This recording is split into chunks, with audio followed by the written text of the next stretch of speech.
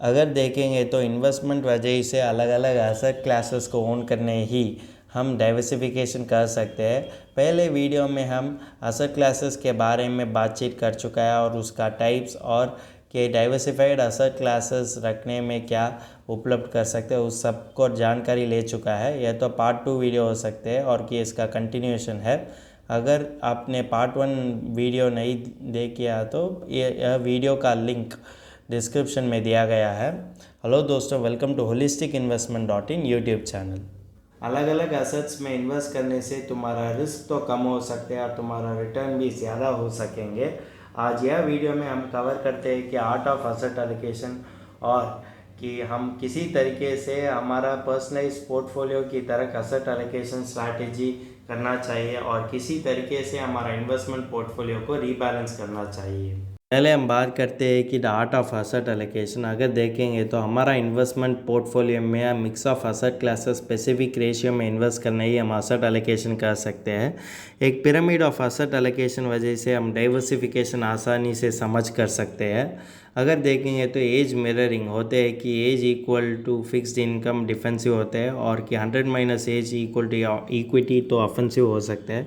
Asset allocation तो इतना आसान ही नहीं है।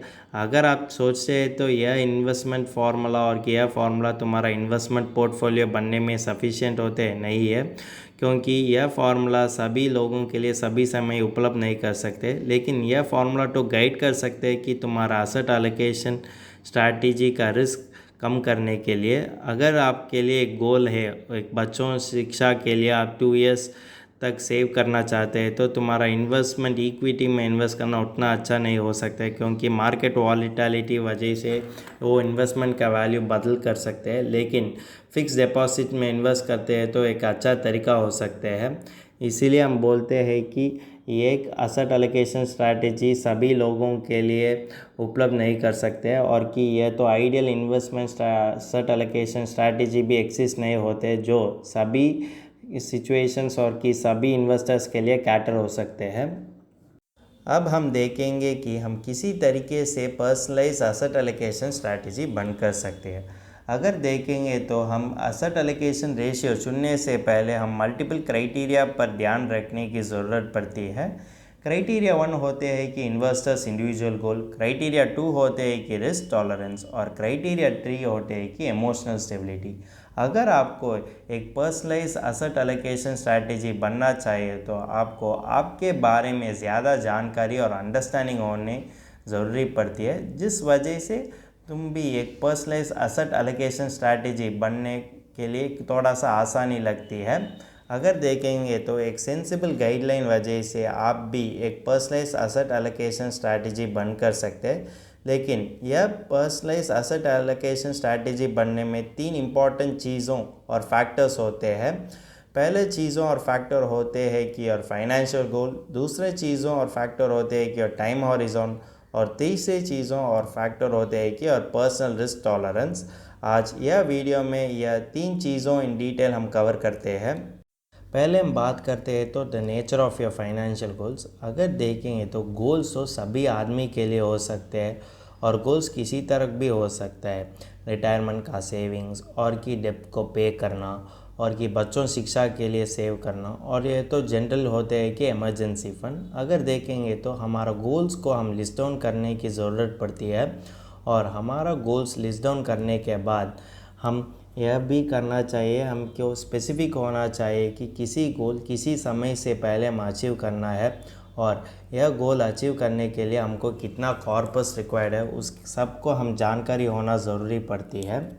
अगर देखेंगे तो किसी गोल्स तो तुम्हारा फाइनेंशियल स्टेटस पर ही निर्भर होते हैं, लेकिन किसी गोल्स तो ह्यूज कमिटमेंट ऑफ वर्क और की टाइम पर निर्भर होते हैं, जिसके कारण यह तो ओवरऑल इन्फ्लुएंस करते हैं तुम्हारा लाइफ में। दूसरा इम्पॉर्टेंट चीज़ हो सकते हैं कि टाइम हॉरिजॉन। अगर देखेंगे तो हम गोल्स को लिस्ट डाउन करने के बाद टाइम हॉरिजॉन वजह से हम गोल्स को क्लासिफाई करना है। अगर देखेंगे तो हमारा शॉर्ट टर्म और कि मीडियम टर्म गोल्स के लिए हम डेब्ट फंड में इन्वेस्ट करना एक अच्छा तरीका हो सकता है, क्योंकि डेब्ट फंड ने कैपिटल प्रोटेक्शन देता है हमारा इन्वेस्टमेंट में अगर देखेंगे तो हमारे पास लॉन्ग टर्म गोल होते हैं और कि लॉन्ग टर्म इन्वेस्टमेंट के बारे में सोचते हैं तो इक्विटी एक अच्छा तरीका हो सकता है, क्योंकि अदर असेट क्लासेस का रिटर्न से कंपेयर किए तो इक्विटी तो ज़्यादा रिटर्न दे सकते हैं। फाइनल चीज़ होते हैं कि रिस्क टॉलरेंस तुम्हारा फाइनेंशियल स्टेबिलिटी और कि इमोशनल स्टेबिलिटी पर निर्भर होते हैं। इन सिंपल टर्म्स देखेंगे तो अगर आपने स्टॉक में इन्वेस्ट किया और कि इक्विटी में इन्वेस्ट किया तो तुम्हारा अप्रिसिएशन और डिप्रिसिएशन तो अग्रेसिव हो सकते हैं, लेकिन अगर आपने फिक्स्ड इनकम में इन्वेस्ट किया तो जिसमें लेस वॉलीटैलिटी है या तो इन डिफेंसिव इन नेचर भी होते हैं या अग्रेसिव नेचर और कि डिफेंसिव नेचर, यह सही गलत कोई नहीं है, यह तो परिस्थितियों पर निर्भर हो सकते हैं।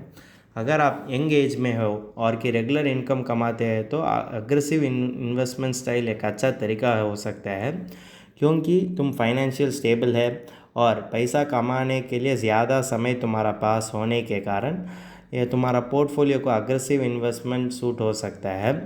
अगर आपने एक फ्लेक्सिबल इनकम कमाते हैं और कि रिटायरमेंट के एज पहुंच गया तो तुम्हारा इन्वेस्टमेंट तो ज़्यादा डिफेंसिव होना चाहिए अग्रेसिव से कंपेयर किया तो। असेट एलोकेशन कैलकुलेटर, यह तो हमको ज़्यादा फ़ायदा हो सकेंगे। अब देखेंगे किसी तरीके से, अब देखेंगे तो हमारे गोल्स पर हम ध्यान रखना चाहिए और किसी समय से पहले हमारे गोल्स को अचीव करना है, यही हम टाइम हॉरिजॉन कर सकते हैं। और इन्फ्लेशन, हमारा देश का इन्फ्लेशन हो सकते हैं कि 6 से 8% तक, और कि हर महीने हम कितना इन्वेस्ट कर सकते हैं उस गोल को अचीव करने के लिए। अगर देखेंगे तो इक्विटी और की डेप्थ अलोकेशन का नंबर्स बदलते हुए हम भी हमारा आइडियल असेट अलोकेशन स्ट्रैटेजी बन कर सकते हैं। अगर आपको यह असेट अलोकेशन कैलकुलेटर को उपलब्ध करना है तो यह इसका लिंक तो डिस्क्रिप्शन में दिया गया है। अब हम बात करते हैं कि जोग्राफिकल डाइवर्सिफिकेशन और इसका महत्व। अगर देखेंगे तो डाइवर्सिफिकेशन हम किसी कारण के लिए करते हैं, हमारा इन्वेस्टमेंट का रिस्क कम करने के लिए हम डाइवर्सिफिकेशन करते हैं। किसी बार ऐसा सिनेरियो हो सकेंगे जो ट्रैजिक फॉल इन इकोनॉमी हो सकते हैं, जिस कारण वजह से हमारा देश का स्टॉक मार्केट भी क्रैश हो सकते हैं। इसका कारण हम और सभी इन्वेस्टर्स तो सफ़र होने की मौका ज़्यादा हो सकते हैं। फॉर्चुनेटली इसका सॉल्यूशन होता है, वही हम जोग्राफिकल डाइवर्सिफिकेशन कर सकते हैं। जोग्राफिकल डाइवर्सिफिकेशन और कि इंटरनेशनल डाइवर्सिफिकेशन होते हैं कि हम फॉरेन कंट्रीज़ का शेयर मार्केट में इन्वेस्ट करना। ये कॉन्सेप्ट तो कॉम्प्लिकेटेड होते हैं समझने के लिए, क्योंकि हमको पता नहीं चलता है कि फॉरेन में किसी तरह स्टॉक मार्केट चलते हैं, लेकिन फॉर्चुनेटली इसका भी एक सॉल्यूशन होते हैं, वही हम इंटरनेशनल फंड ऑफ फंड्स कर सकते हैं और इंटरनेशनल एफओएफ। इंटरनेशनल एफओएफ होते हैं कि इंडियन म्यूचुअल फंड स्कीम, जिसने सभी इंडियन इन्वेस्टर्स से मनी कलेक्ट करके फॉरेन म्यूचुअल फंड स्कीम में इन्वेस्ट करते हैं। एक उदाहरण देखेंगे सो हमको ज़्यादा क्लैरिटी मिलते हैं। इंडियन फेडरल और की फ्रैंकलिन यूएस अपॉर्चुनिटी फंड, यह तो यूएस बेस्ड कंपनीज और कि US based top leading companies में इन्वेस्ट करते हैं। अब हम रीबैलेंसिंग के बारे में जानकारी लेते हैं। अगर देखेंगे तो असेट एलोकेशन करने के बाद कुछ समय होने के बाद किसी इन्वेस्टमेंट नो हमको अप्रिसिएशन भी दे सकते हैं और किसी इन्वेस्टमेंट हमको डिप्रिसिएशन भी दे सकते हैं, जिसके कारण हमारा असेट एलोकेशन में इम्बैलेंस भी क्रिएट हो सकते हैं। अब एक उदाहरण वजह से हम समझ लेते हैं। अगर आपने 3 लाख इन्वेस्ट किया और कि रिस्क इन असेसमेंट और कि एसेट एलोकेशन करने के बाद 60% अग्रेसिव और कि 40% डिफेंसिव पॉलिसी फॉलो करते हैं, अब समय आ गया कि तुम्हारा एसेट एलोकेशन को बैलेंस करने की। अगर देखेंगे तो यह टेबल वजह से 6120 रुपीज़ ऑफ इक्विटी को बेचने की ज़रूरत पड़ती है और 4140 और उसके साथ 1980 ऑफ डेप्थ और गोल्ड को खरीदने की आवश्यक पड़ती है। रीबैलेंसिंग तो सिंपली होते हैं कि तुम्हारा एसेट एलोकेशन रेशियो को बदलना जिसी समय आए तो। अगर देखेंगे तो यह तो 1 साल वंस करने की ज़रूरत पड़ती है और कि suppose asset allocation percentage no ज़्यादा वेरी होते हैं तो उस समय भी तुम करने की ज़रूरत पड़ती है। हम किसी भी इन्वेस्टमेंट शुरू करने से पहले इन 4 पीसेस ऑफ एडवाइस पर हम ध्यान रखने की ज़रूरत पड़ती है। पहला एडवाइस होता है कि फाइनेंशियल गोल टाइमलाइन। अगर आपका फाइनेंशियल गोल 1 साल से 5 साल तक होते हैं तो मैक्सिमम इन्वेस्टमेंट डेप्थ में इन्वेस्ट करना एक अच्छा तरीका हो सकता है, क्योंकि यह तो कैपिटल प्रोटेक्शन दे सकते हैं। अगर आपका फाइनेंशियल गोल 5 साल से भी ज़्यादा है तो इक्विटी में इन्वेस्ट करते हैं, एक अच्छा तरीका हो सकता है। अगर देखेंगे तो रिस्क वर्सेस रिटर्न दूसरा एडवाइस, यह तो हम बोल सकते हैं कि इसमें ज़ीरो रिस्क होते हैं और हाई रिटर्न हो सकते हैं। कोई इन्वेस्टमेंट इसी तरीके से नहीं हो सकता है। अगर देखेंगे तो अगर आपको ज़्यादा रिटर्न चाहिए तो तुम ज़्यादा रिस्क लेना पड़ती है। तीसरा एडवाइस हो सकती है कि स्टॉक्स को होल्ड करना। अगर देखेंगे तो लॉन्ग टर्म में स्टॉक में होल्ड करना एक अच्छा तरीका हो सकता है, क्योंकि यह तो इन्फ्लेशन बीटिंग रिटर्न हमको दे सकते हैं लॉन्ग रन में होल्ड करने से। चौथा एडवाइस हो सकते हैं कि हमारा फाइनेंशियल गोल्स और कि हमारा इन्वेस्टमेंट को हम रिफ्रेश करना। अगर देखेंगे तो किसी बार ऐसा हो सकता है कि हमारा फाइनेंशियल गोल्स हम प्री डिटरमाइंड टाइमलाइन से भी हो चुका है और हम पर इसके बारे में हम भी जानकारी नहीं हो सकते हैं। इसीलिए हम कहते हैं कि हमारा फाइनेंशियल गोल्स को रिफ्रेश और रिव्यू करना है और हमारा इन्वेस्टमेंट को ट्वाइस अ ईयर चेक करना है और क्या अपडेटेड होना है कि हमारा इन्वेस्टमेंट किसी तरह चल रहे हैं। इस वीडियो का फाइनल टेक अवे हो सकते हैं कि हम जिस इन्वेस्टमेंट हमको समझ नहीं हो सकते हैं और उसी इन्वेस्टमेंट में हम इन्वेस्ट नहीं करना चाहिए। यह तो फाइनेंशियल एक्सपर्ट वॉरेन बफेट ने कहा दिया है।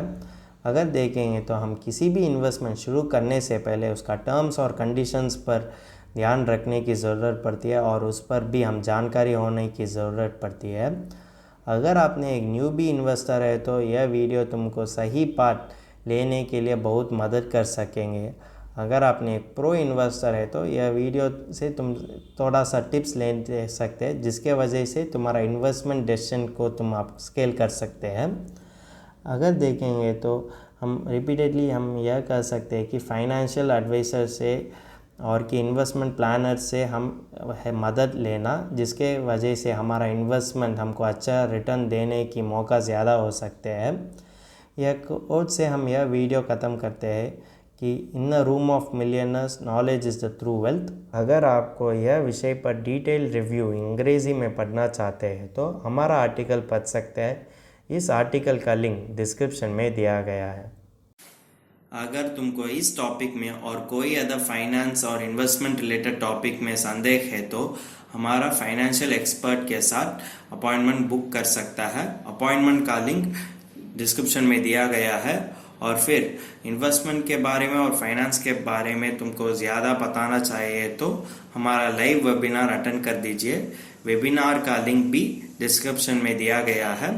वेबिनार एब्सोल्युटली फ्री है। इस वीडियो तुमको पसंद है तो लाइक कर दीजिए, फ्रेंड्स के साथ शेयर कर दीजिए और ज़रूर सब्सक्राइब कर दीजिए। धन्यवाद।